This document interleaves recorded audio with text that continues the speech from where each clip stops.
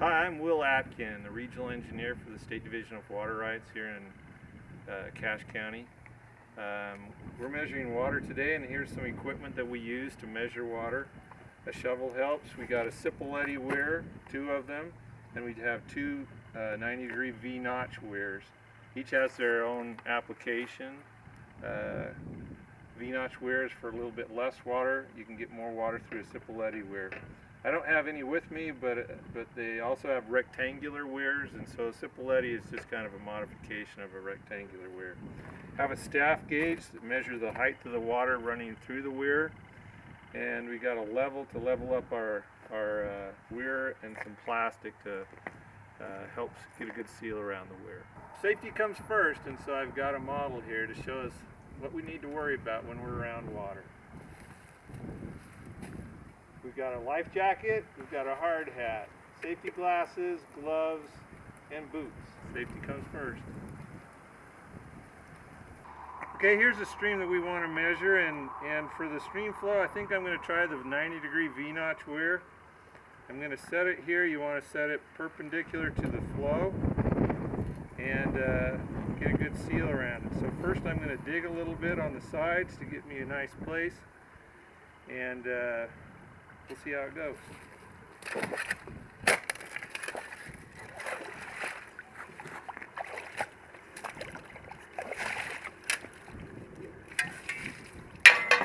You want to get it in a location where it narrows up so it's not too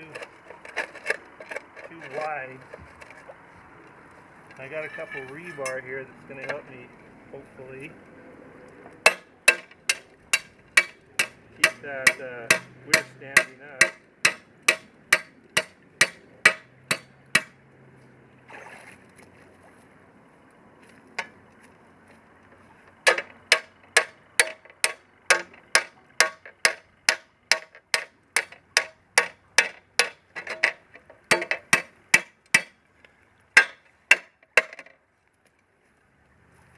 So Will, if you were going to leave that in place as a permanent structure, is there any danger to do off those rebars? Yeah, you'd probably want to pound them down more, or do something else, or some other way of propping up that weir so that it stays good.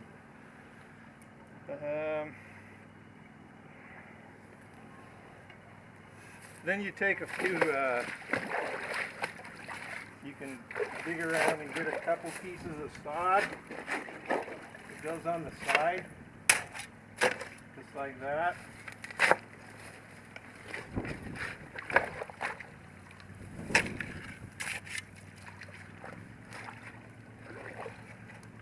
And then shovel a little mud on the bottom, just so that you get a good seal.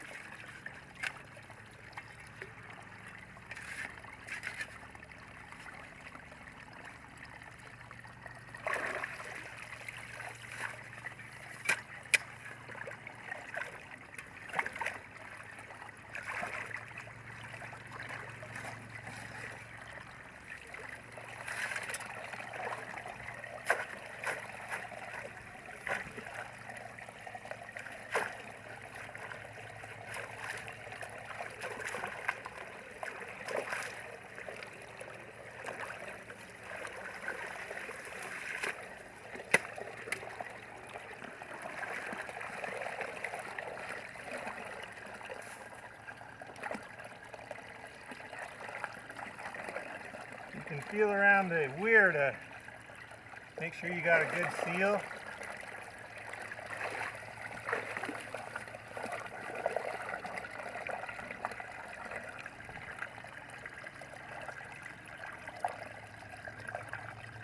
As that water clears up, you can see that it's backed up.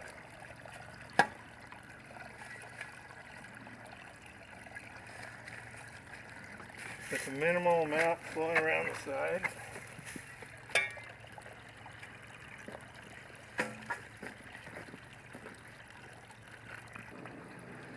So how do you know when it's ready to measure? One thing you want to look for is what we call an aerated nap. And so it's falling off the sharp edge of the weir. And so there's actually air and daylight underneath that flow coming off the weir. And so that way you don't want your downstream side submerged. You want it to fall off naturally so that you get that effect. Now this staff gauge has got a little notch on it at 0, okay? And so you put that right down into the bottom of the V notch and you hold it straight up and down. And here I'm reading 32 hundredths. In my Weir book, I should have mentioned the Weir book. If you go to a V-notch weir in the Weir chart, 32 hundredths gives you a flow of 0.148 cubic feet per second. That's how you measure the weir. So I was reading from the Weir book, and so for the V-notch weir at 0.32 feet of head, the flow is 0.148 cubic feet per second, which is the equivalent of about 66 gallons per minute. So when you're done, you can just pull out these weirs if you're not leaving it in permanently, and away she goes.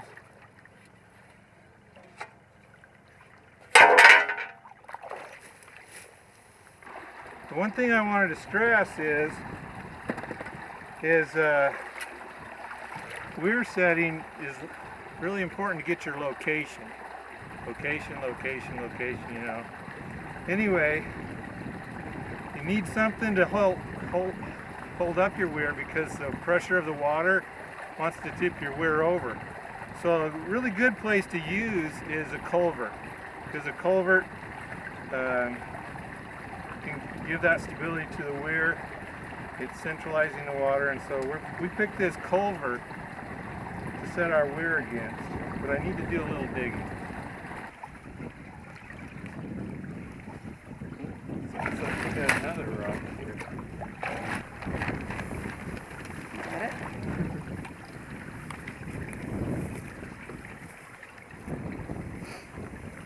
Yep, we're going. Sometimes you can use a piece of plastic to give you a good apron under it.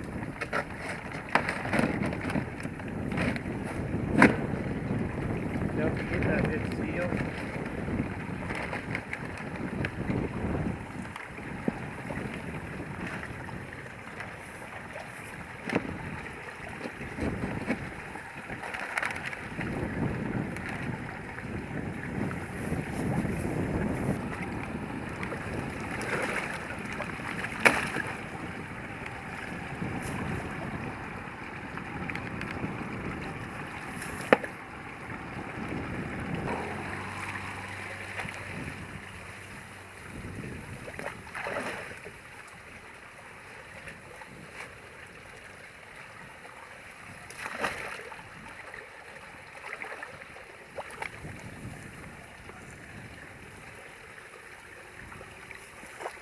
Just feeling for leaks around the bottom.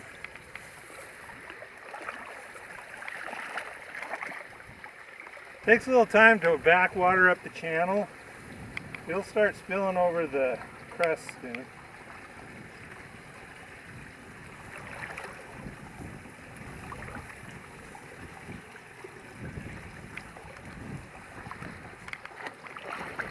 Chip method. Okay. The chip method is if you have a long straight stretch of channel and you time a wood chip going down the channel for say 100 feet, because flow is area times velocity. So if you time a wood chip going down a channel and you measure off 100 feet, and so you get a velocity, and you measure the cross-sectional area, you get the area, so area times velocity is flow rate. It's sometimes also called the Vidal-Sassoon method. If you use a little shampoo bottle, about half full of water, that floats a little better than a wood chip as far as running it down the channel.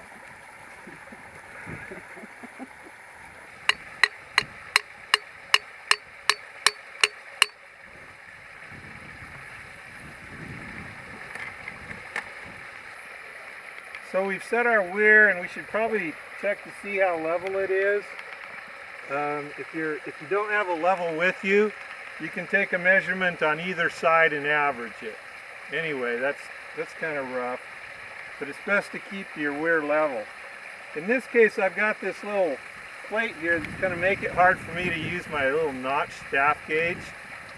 But you can clamp a staff gauge to the side if it's a permanent installation. Or oftentimes they recommend that you put a stake back in the backwater so that where you can get a good measurement. So I've leveled that up, and you can measure how far down the water is. In this case it's 8 inches. And so knowing that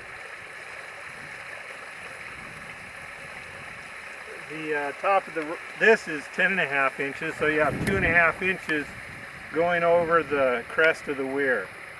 So that's another way you can get your weir measurement. And the book means? And so let's get the book out, and the glasses, by the way.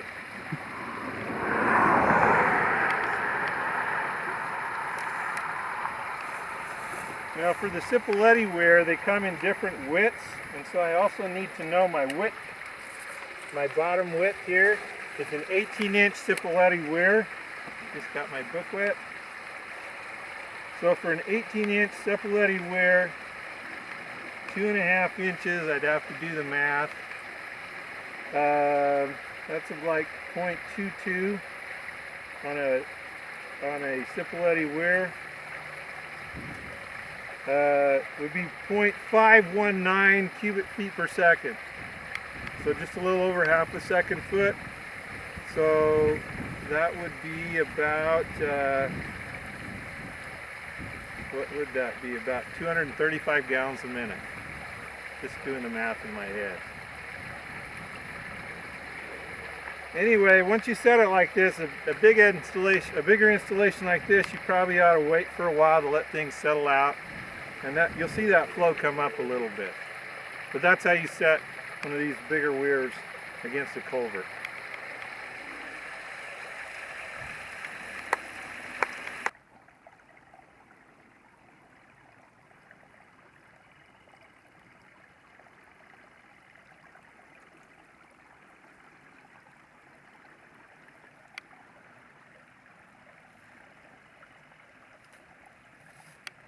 Hi, this is a spring up on the mountainside that the town of Mendon would like to develop for their culinary water source. Currently has water rights in the name of an irrigation company that they're getting an interest to. Anyway, they want to develop it and would like to know what the flow is. So it's kind of hard to measure it at the spring head because it's kind of a diffuse area. And obviously down this channel where it's so wide and rocky, it's not an ideal location to measure the spring. And so we're going to go down and find a location that best suits our needs as far as measuring this.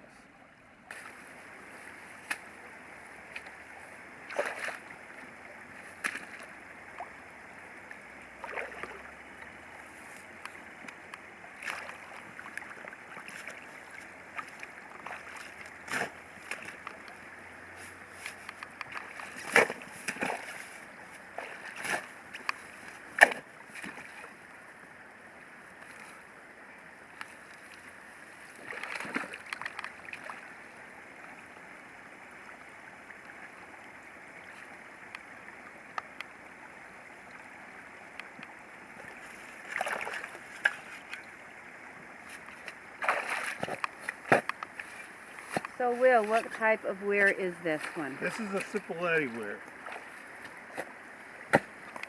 Cipolletti? Cipolletti.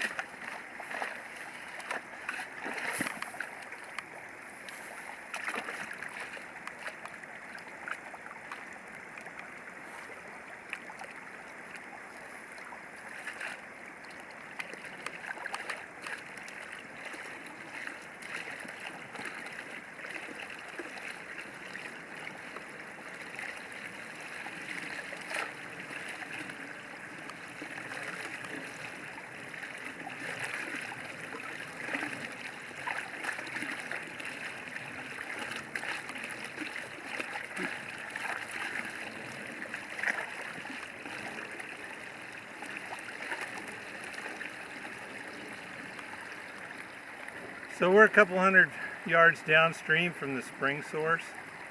Found a better location to measure the water where it narrows up.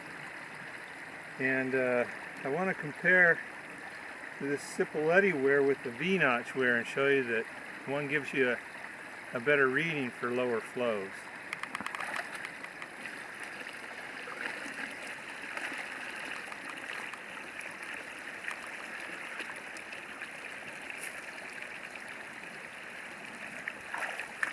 I mean, we could do a better job of setting that probably and getting a good seal, especially if we got some mud in there.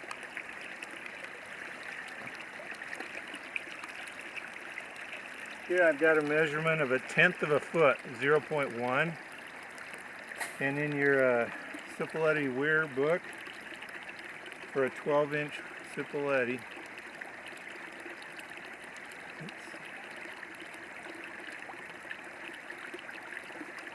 that's the lowest number on the Cipolletti Weir chart, is for 0.107 cubic feet per second. Okay. Anyway,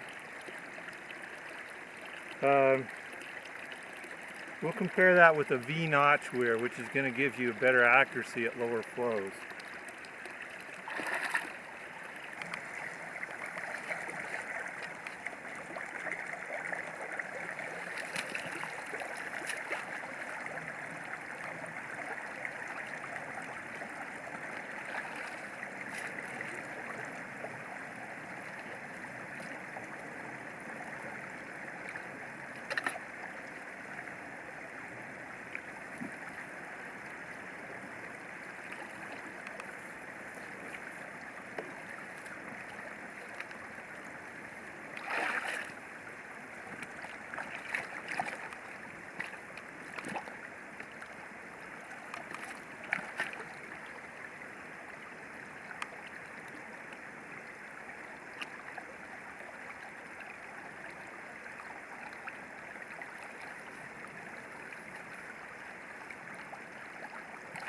Still getting a little flow underneath the bottom of that.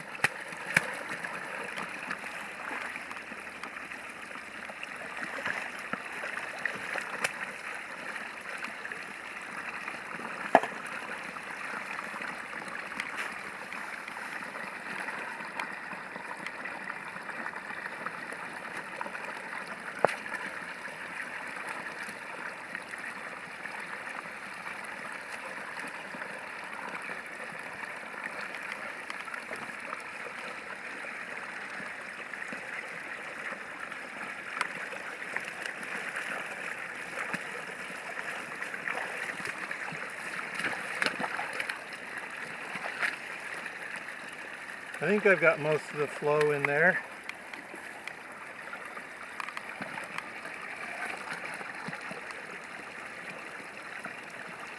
Do you always take the measurement from the V, the bottom of the V? Yes. Measurement on that was 0.3, and so you can see that you have much more accuracy with the V-notch weir.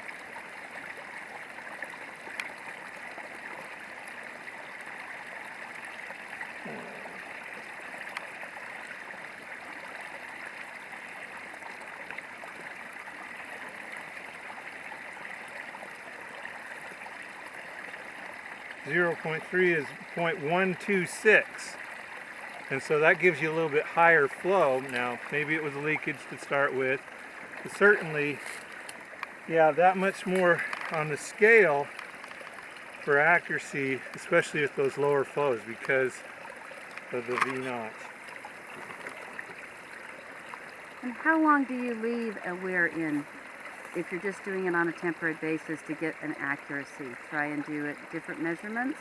Well, you just keep doing it until you get the same measurement every time.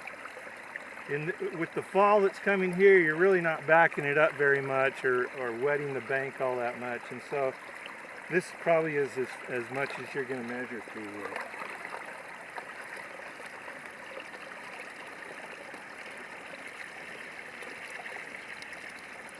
And it might be 0.31 now, so anyway, that's a good question. Well, that's a wrap.